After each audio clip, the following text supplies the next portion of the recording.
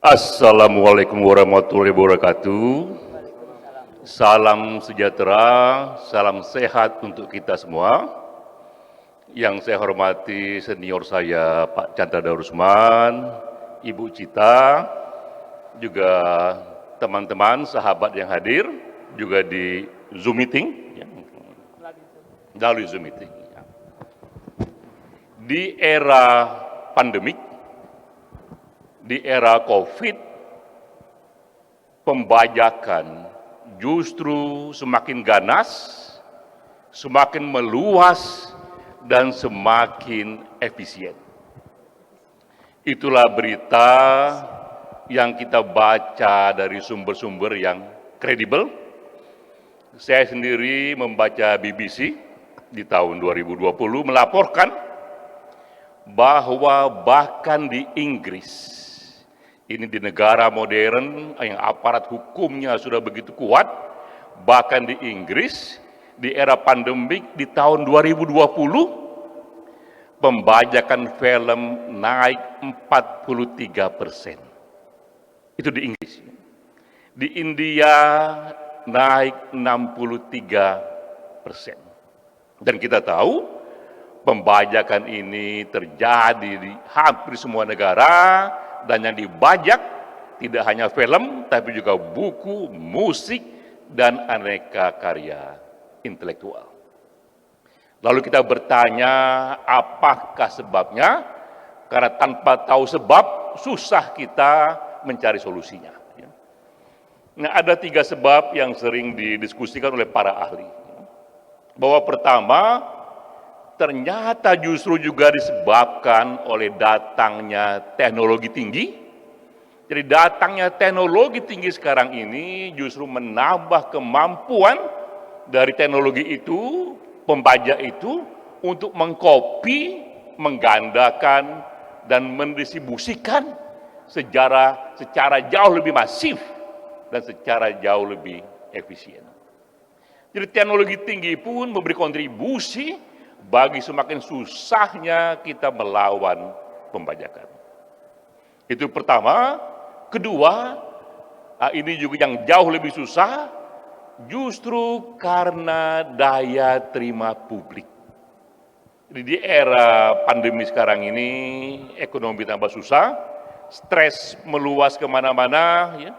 Orang butuh hiburan, yang terjadi kemudian semakin banyak orang mencari hiburan-hiburan yang murah, jika bisa yang gratis.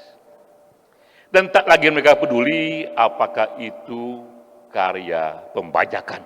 Ada dengan sendirinya, situasi ini juga membuat di era pandemik justru pembajakan meluas. Ketiga yang juga menjadi penyebab adalah pemerintahan semakin tak berdaya. Karena yang hadapi sekarang ini teknologi yang lintas negara, kita bisa di Indonesia ini menikmati produk bajakan, tapi pembuatnya itu di luar Indonesia. Sehingga pemerintah nasional pun semakin susah memberantasnya. Apalagi undang-undang di Indonesia, kalau kita lihat soal pembajakan, soal hak cipta, lebih banyak itu bercorak delik aduan, sehingga pemerintah baru bergerak setelah ada aduan, dan akibatnya hal yang paling esensial di hukum, yaitu pencegahan, itu tak bisa dilakukan. Jadi 3 sebab inilah yang membuat pembajakan itu semakin berkembang menjadi monster. Teknologi tinggi, daya terima publik, dan pemerintah yang semakin tak berdaya dan juga kemudian semakin pasif pula. Ia menjadi monster, namun sekali lagi kita pun belajar sejarah. Bahwa dalam sejarah kita ketahui monster pun bisa dikalahkan.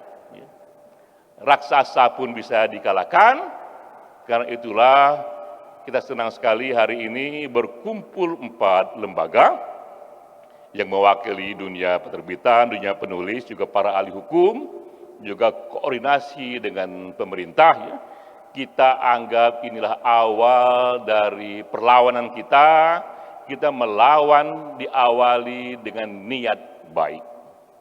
Karena kita tahu mencipta itu adalah hal mulia, Karena mencipta itulah peradaban ini bergerak. Ya. Karena itulah hak cipta layak dilindungi. Hak cipta layak diproteksi dengan apa yang kita bisa. Dan kita sudah mencoba menelusuri solusinya, menelusuri juga penyebabnya. Itu harus melibatkan teknologi, harus melibatkan juga perubahan dalam persepsi masyarakat, harus melibatkan juga pada kehendak pemerintah mengubah undang-undangnya untuk tidak hanya menjadikan pelanggaran ini sebagai delik aduan. Karena itu solusi, itu penyebabnya, itu pula solusinya. Jadi monster hanya bisa dikalahkan oleh monster, ya. Raksasa hanya bisa dikalahkan oleh raksasa. Semoga kerjasama 4 lembaga yang kecil-kecil ini pelan-pelan juga tumbuh menjadi monster, dan kita sudah mulai dengan niat baik, sisanya adalah perjuangan. Wassalamualaikum warahmatullahi wabarakatuh. Waalaikumsalam warahmatullahi wabarakatuh. Luar biasa Bapak Denny J.